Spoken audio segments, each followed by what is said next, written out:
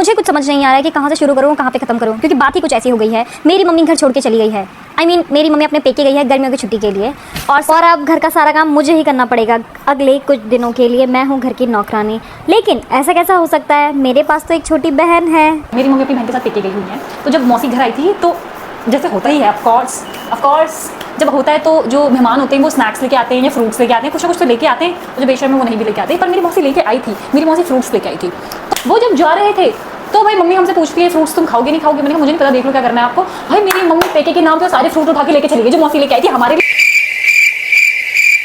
Fruit transfer कर दिया, मतलब अपने बच्चों के बारे में कुछ भी नहीं सोचा। ग्रोसरी के नाम पे सिर्फ एक टमाटर और कुछ नींबू और बस एक लौकी जो कि मुझे बनानी भी नहीं आती वो छोड़ के मायके की बारी तब तो ऐसे तेज हो जाती है मेरी मम्मी। ऐसे कौन सी मम्मी है जो जब ट्रिप में जाती है तो अपने बच्चों की पूरी ग्रोसरी रखती है, पूरा सब कुछ रखती है, जबकि पता भी कि ग्रोसरी करनी आती नहीं है और ये काम भी मुझे खुद ही करना पड़ रहा है। तो मैं सोच रही हूँ कल से day 1 without mom, day 2 without mom ऐसा बनाऊँ जब तक आती नहीं है। और मेरी तो मुझे लगता है जब तक मेरी मम्मी घर पे आती है हम तीनों एक दूसरे को मार ही देंगे। और इस ऑप्शन मेरे पास एक और भी है, जोमेटो कर लेंगे। लेकिन ये दोनों कचरे से उठाए हुए बच्चों के लिए मैं अपने पैसे क्यों खर्च करूँ मैं?